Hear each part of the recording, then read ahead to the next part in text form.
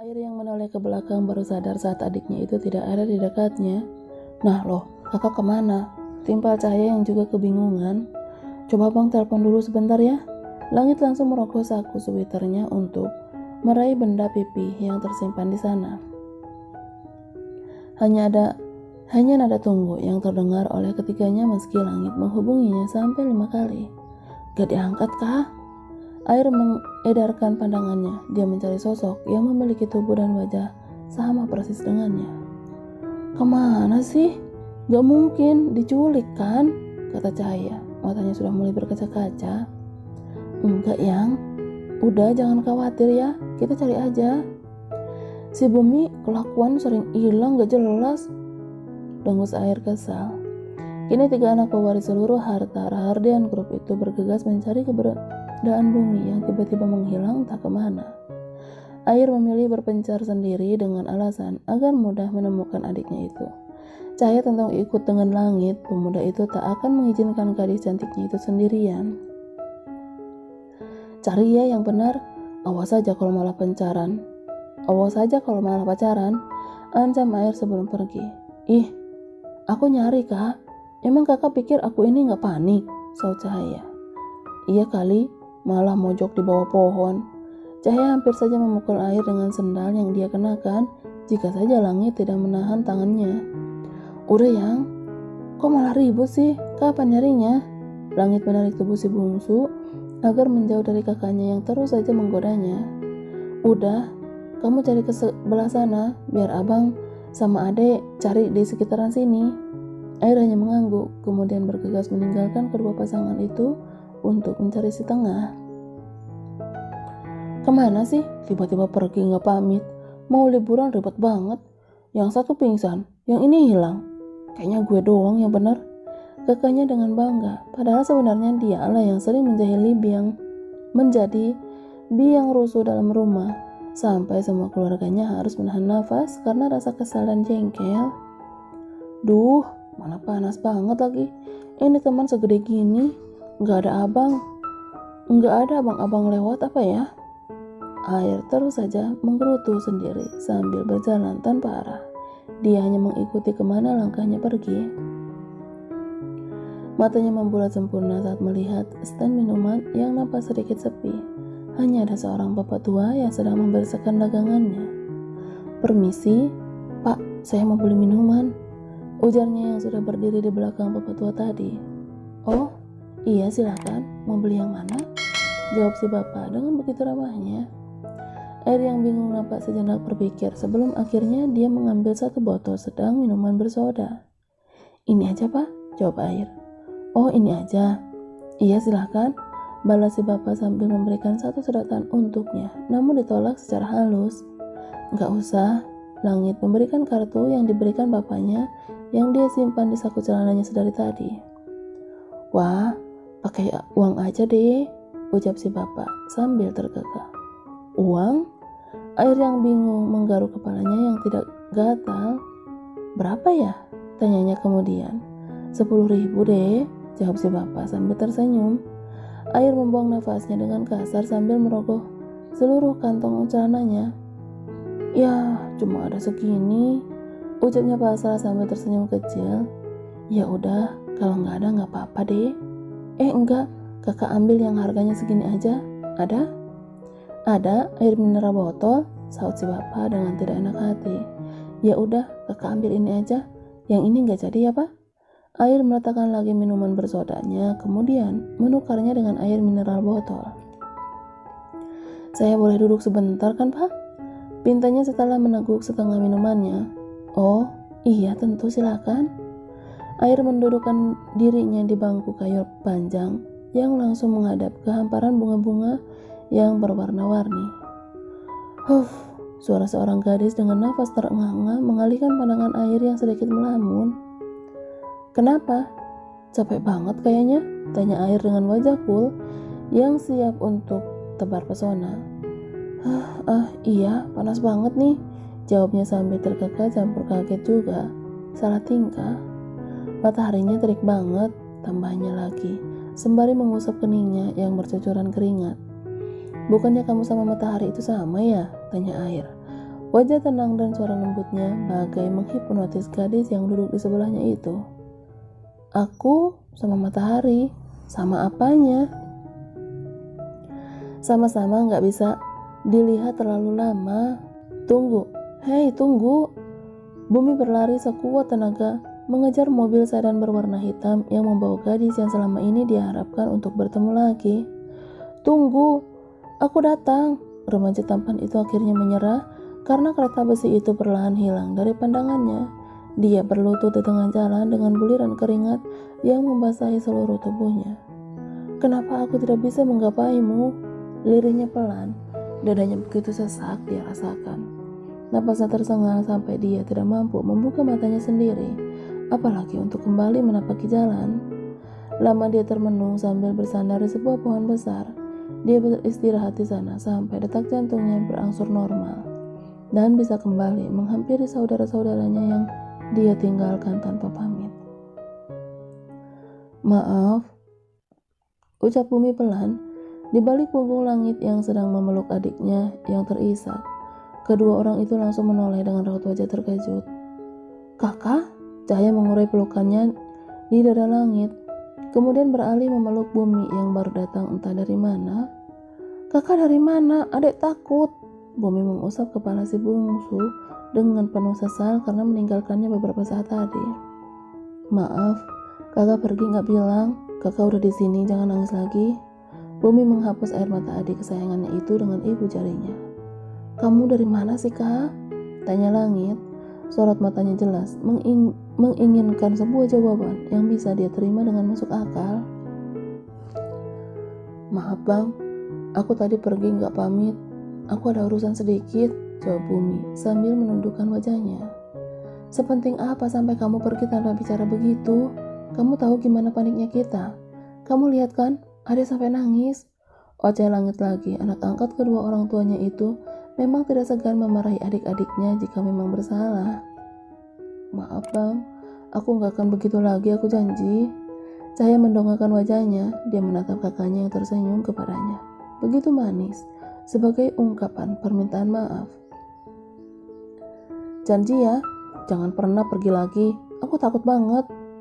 Bumi menganggukkan kepalanya. Abang yakin, Papa pasti tahu hal ini. Gumam langit yang langsung membuat Bumi dan Cahaya menelan salipannya kuat-kuat. Mereka hampir melupakan jika begitu banyak mata papanya yang berkeliaran. Kakak, hai mana? Sama-sama gak bisa dilihat terlalu lama. Gadis cantik bermata coklat itu tersenyum mendengar rayuan yang dilontarkan air. Tatapan remaja itu sungguh menusuk masuk ke dalam hatinya. Kamu tuh lucu banget ya, ujar si gadis. Masa? Tapi aku lebih dominan ke ganteng kan? Ya ampun, sumpah aku gemes sama kamu. Si gadis tertawa sampai kata sipitnya terpejam. Kamu jangan ketawa, nanti aku pergi, kamunya gak tahu. Duh, emang mau pergi kemana sih? Ejek si gadis. Ke hatimu, boleh? Goda air. Gadis itu menggelengkan kepalanya, lalu menunjukkan sebuah jari manisnya ke hadapan remaja tanggung itu. Aku sudah ada yang punya, ucapnya dengan senyum kecil di ujung bibirnya.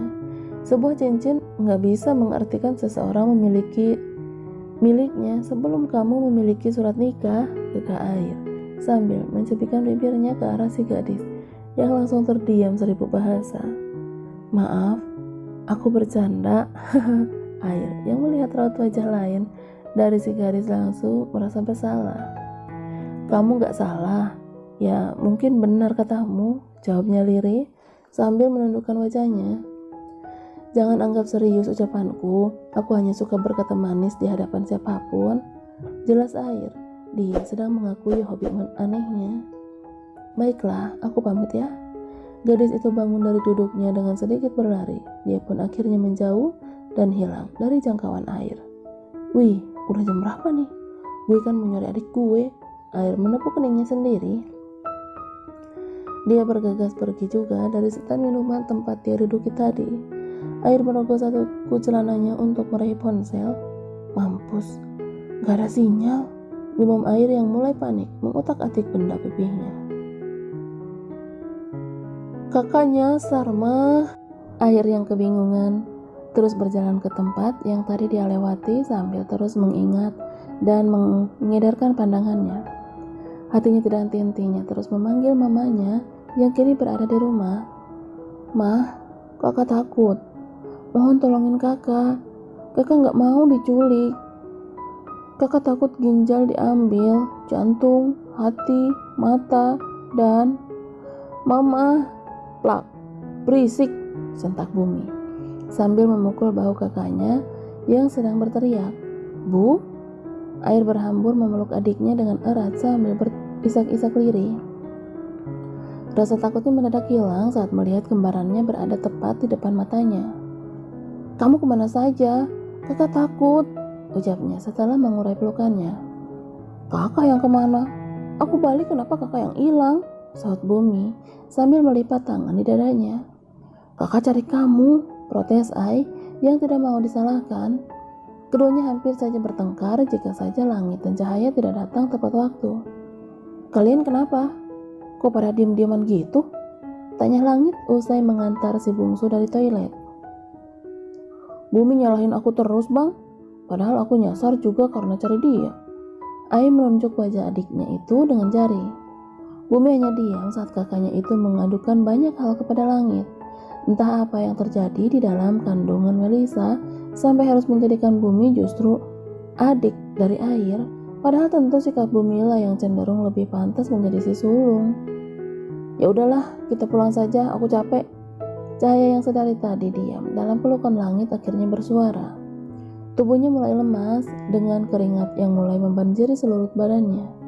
Jika dibiarkan cepat atau lambat, dia akan ambruk tidak sadarkan diri. "Yuk, aku juga mau pulang," kata Ai yang malah berjalan lebih dulu. "Kakak mau ngapain pulang?" tanya Bumi yang tepat berada di belakangnya. "Mau ngelanjutin nangisnya." Bukan Reza namanya jika tidak tahu dengan apa yang terjadi kepada keempat anaknya di luar rumah. Kehilangan si sulung selama 2 jam di mall 13 tahun silam menjadi traumanya tersendiri sampai akhirnya dia harus menutup mall miliknya jika semua anaknya ingin ke sana agar mereka leluasa bermain tanpa harus terganggu oleh pengunjung lainnya. "Udah ketemu belum mas?" tanya Melisa yang sudah nampak khawatir. "Udah, lagi di jalan mau pulang."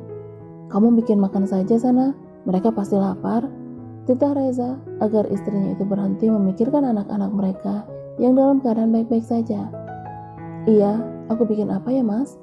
tanya bingung tapi langsung bergegas keluar kamar membuat Reza terkekeh lucu melihat tingkah istrinya yang semakin menggemaskan. Dasar emak-emak. Perjalanan pulang semuanya hanya diam dalam pikirannya masing-masing. Langit yang fokus pada jalan sesekali melirik ke arah cahaya yang sudah terlelap. Air yang masih terisak pelan dan juga Bumi yang melamun dengan tatapan kosong seakan menyembunyikan rasa kecewa.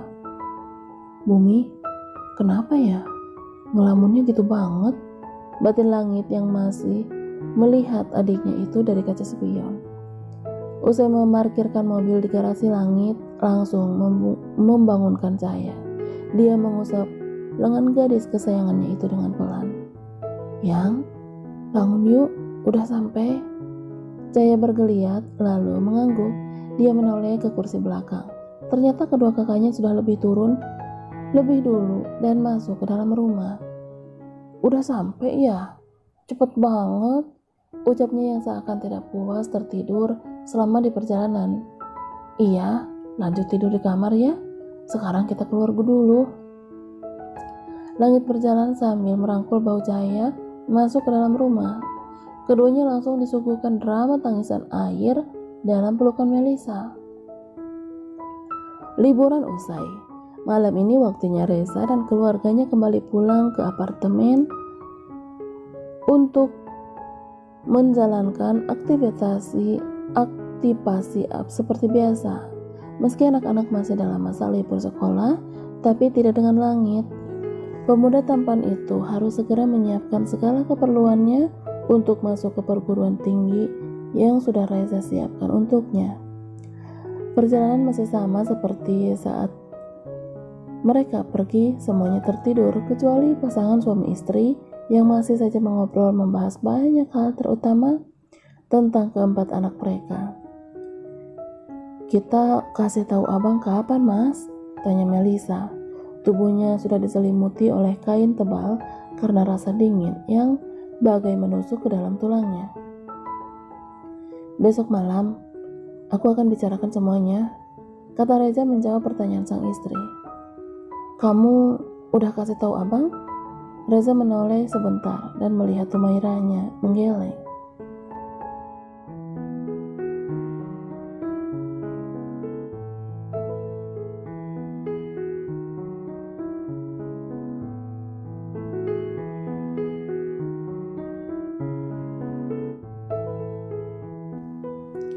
"Aku tahu anak itu memang baik dan aku akan menjadikannya jauh lebih baik," kata Reza dengan nada mantap penuh keyakinan. "Untuk apa? Untuk mengurus perusahaanmu?" tanya Melisa sedikit ketus. "Abang gak butuh itu, Mas.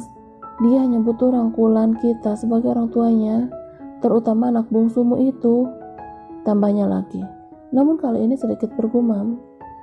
Reza mengernyitkan dahinya karena bingung dengan ucapan di akhir kalimat istrinya.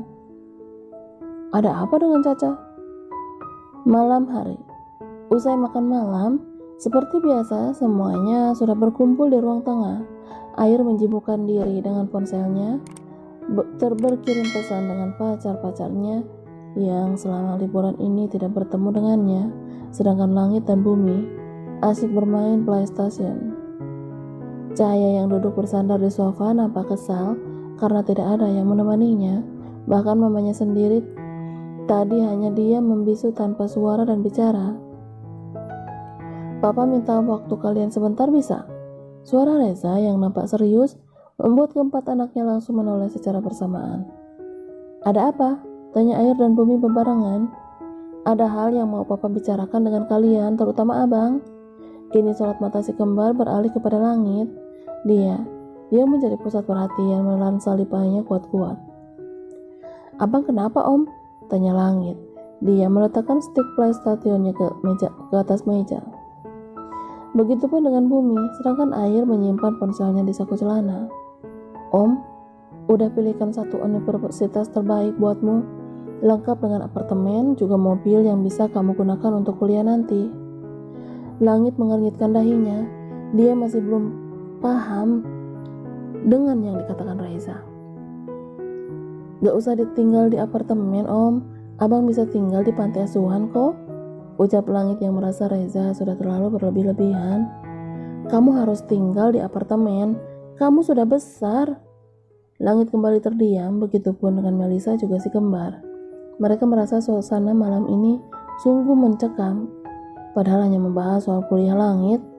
Dan juga Reza menghentikan kata-katanya saat dia melirik ke arah sang istri yang sedang berusaha menahan air matanya. "Dan juga apa-apa?" tanya Cahaya.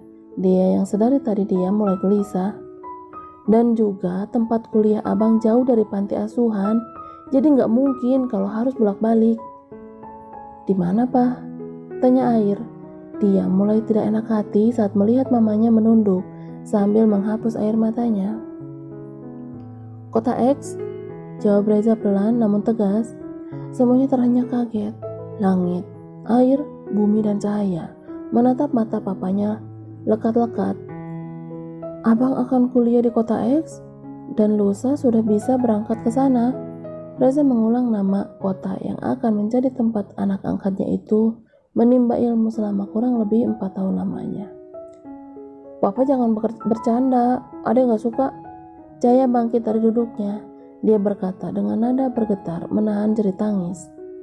"Apa pernah Papa bercanda soal masa depan kalian? Mungkin akan sulit di awal, tapi Papa yakin kalian akan terbiasa," tambah Reza. Dia mencoba meraih tangan si bungsu, namun Cahaya dengan kasar menepisnya. "Papa jahat kalau mau nyuruh abang kuliah di luar kota," sentak si bungsu yang langsung berlari ke kamarnya di lantai 2. Langit menarik nafasnya saat melihat punggung itu kini telah menghilang dari pandangannya. "Kenapa nggak di sini, Pak?" Bumi akhirnya ikut bersuara. Dia yang juga terkejut sungguh tidak bisa menerima keputusan papanya yang dirasa sangat mendadak. Di sana jauh lebih bagus. Papa ingin abang jauh lebih mandiri karena menjaga kalian itu gak mudah kan bang? Reza justru melirik dan bertanya pada langit yang langsung menganggukkan kepalanya. Kakak gak mau pak? Rengek Ai. Kini dia sudah pindah duduk dekat Reza. Semua sudah disiapkan kak, ujar Reza sambil mengusap bau si sulung. Gimana bang? Reza bertanya kepada anak angkatnya yang sedari tadi menatap Melisa dengan tatapan sedih. Kecewa, marah, pasrah. Ya om, bunda pun sepertinya mengizinkan